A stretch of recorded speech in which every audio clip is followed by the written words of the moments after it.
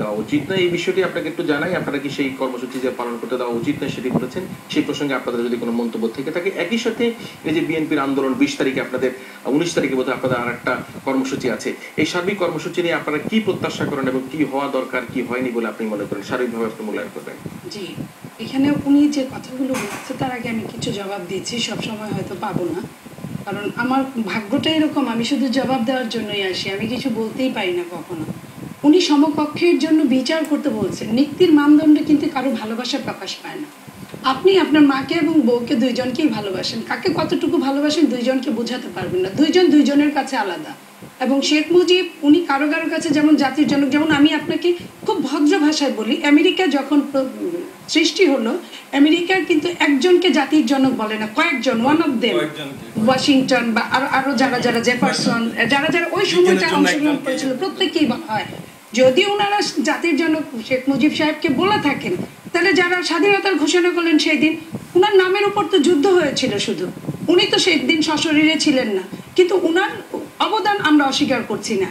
আরেকটা কথা, উনার মুখ দিয়ে, উনাদের মুখ দিয়ে কখন আমি হোসেন শহীদ সোহরাওয়ার্দীর নাম শুনি নেই, যে সোহরাওয়ার্দী সাহেব কিন্তু শেখ মুজিবকে রাজনীতিতে এনেছিলেন, প্রতিষ্ঠিত করেছিলেন, সাথে নিয়ে এবং ভাসানীর সাথে দ্বন্দ্ব একটা সময় করেছিলেন।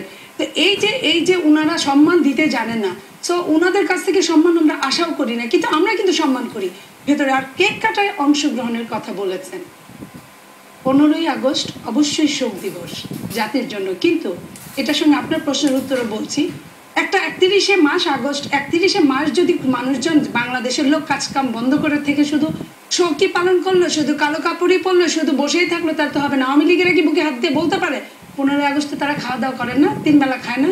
15ই আগস্টে কারো বিয়ে হয় না? 15ই আগস্টে কারো জন্ম হয় না?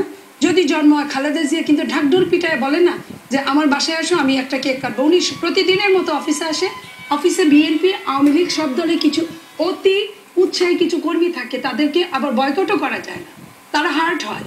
সেই হার্ট হওয়ার জন্য কেউ যদি, আমি যদি এখন মনে করি 15ই আগস্ট আমি খুব রাগ করে খুব খুশি হয়ে আমি একটা 100 পাউন্ডের কেক কিনলাম, সেখানে না কোনো এবং আপনি আপনার জ্ঞাতার্থে বলছি, জাতির জানার জন্য, গত পরশুদিন রাতে ডিসিশন হয়েছে যে আগামীকাল সকাল থেকে সারাদিন পর্যন্ত বিএনপি অফিসে যতগুলো প্রোগ্রাম কোনোটাই হবে না। যেহেতু অনেক রাতের ডিসিশনটা এটা, সেই জন্য আপনার কোনো পত্রিকায় দেওয়া হয়নি, কিন্তু কোনো কেক কাটা হবে না, কিছু হবে না।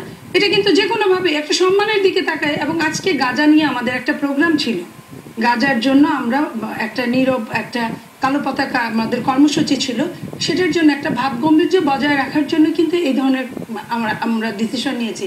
কিন্তু ওনারা যে বলেন, যারা এই সমস্ত কথা বলেন যে আগস্ট মাসে কর্মসূচি করতে দেওয়া হবে না, তারাই যদি আমরা মনে করি যে সেই দিন সেই 15ই আগস্ট হত্যাকাণ্ডের সঙ্গে জড়িত ছিল, সেখানে কি কোনো ভুল হবে?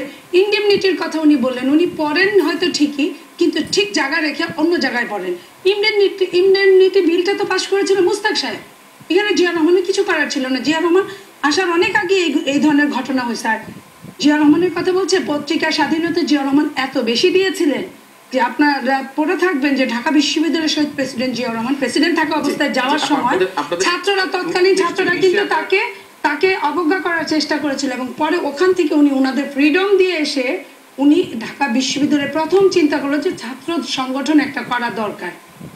ওইখান থেকে, তো সেইখান থেকেই বোঝা যায় যে কে কোন দিকে কেমন করে কাজ করেছে। আর গুপ্তচরের কথা উনি বললেন, পাক গুপ্তচরের কথা, আমি 2টা লাইন ইউজ করবো। আওয়ামী লীগের সেই সময়কার রাষ্ট্রপ্রধান উনি 71-এ লিখেছিলেন, লায়নপুরে ইয়াহিয়াকে লিখেছিল, আমি তো স্বাধীনতা ঘোষণা করি নাই, ভারতীয় বাহিনী দখল করে আছে পূর্ব পাকিস্তান। হ্যাঁ, আমি শেখ মুজিব সাহেবের কথাই বুঝাচ্ছি। উনি নিজে লিখেছেন ইয়াহিয়া সাহেবের কাছে যে আমি তো ঘোষণা করি নাই, ভারতীয় বাহিনীরা, সেনাবাহিনীরা বাংলাদেশ পূর্ব পাকিস্তান দখল করেছে। তো সেইখান থেকে, এবং দেশ স্বাধীন হওয়ার পরে কার পাসপোর্ট, উনি কোন দেশের পাসপোর্ট ব্যবহার করেছিলেন আমার খুব জানার ইচ্ছা। এবং দেশ স্বাধীন হওয়ার পরে উনি এই 3 বছর উনার ক্ষমতায় উনি পাকিস্তান সফরে গিয়েছিলেন কেন? পাকিস্তান সফরে গিয়েছিলেন কিন্তু শাহ আজিজদের মতো লোকদের নিয়ে পাকিস্তান সফরে গিয়েছিলেন, উনার উপদেষ্টা করেছিলেন শাহ আজিজদের মতো লোকদেরই। তো এই ভূতের মুখে রাম নাম, এগুলো তো আসলে ঠিক না। ঠিক আছে, এগুলো বলার জন্য একরকম, করার জন্য একরকম, দুটো তো হতে পারে। অনুষ্ঠান একেবারে শেষ প্রান্তের দিকে আমরা আপনাদের আন্দোলন কর্মসূচির কথা শুনতে চেয়েছিলাম। আমরা আন্দোলন কর্মসূচির যে কথাটা বলছি, আন্দোলন কর্মসূচি অবশ্যই বাংলাদেশে আন্দোলন কর্মসূচি হবে, বাংলাদেশের জীবনটাই সেটা কি শুরু শান্তিপূর্ণ থেকেই হবে এরকম। মনে করেন আপনি? আপনারা কি আমি কোনো- মনে করি যে সাংগঠনিক ভাবেই হবে, শান্তিপূর্ণ অশান্তিপূর্ণ যদি সরকার বাধ্য করে অশান্তিপূর্ণ, তাহলে তো আর শান্তি, আমি যতই শান্তি চাই এক হাতে তো আর শান্তি হবে না। না, আপনারা তো কালো তবে পতাকা মিছিল আমাদের করলেন, সরকার তো কোনো বাধা দেয়নি। না, এটা তো কালোর পতাকা, তো এটা তো আন্তর্জাতিক একটা মিছিল, গাজা নিয়ে কথা। এটা তো বাংলাদেশে বিএনপির কোনো নিজস্ব আলোচ্য কোনো সূচি না, বিএনপির কোনো বিক্ষোভ না, বিএনপির কোনো আন্দোলন না। আমরা বুঝবো আপনি যে বলেছেন 19 তারিখ আসলেই সরকার দিবে কিনা। সরকার আমাদের প্রায় 7-8 মাস কোনো মিছিল ঠিক আছে, মিটিং তারপরে করতে আপনারা দিচ্ছে কর্মসূচি না। আপনারা আমরা কর্মসূচি তখনই বুঝবো যে আমাদেরকে শান্তিপূর্ণ দিয়েছে কর্মসূচির কিনা। প্রত্যাশা আছেন, কিন্তু অপদি যেটা বললেন যদি সরকার সেখানে বাধা সৃষ্টি করে তাহলে সেই শান্তিপূর্ণ কর্মসূচি থাকবে কিনা তিনি সেই সংখ্যা প্রকাশ করেছেন। আমি এই কথাটা জি, একেবারে 2 মিনিটের মধ্যে শেষ করবেন। 2 মিনিটের মধ্যে শেষ, কিন্তু অনেকগুলো বিতর্কিত মিথ্যা কথা বলা হয়েছে। যেমন উনি বললেন যে ইন্ডেমনিটি অর্ডিন্যান্স বেগম খালেদা জিয়া করে নাই।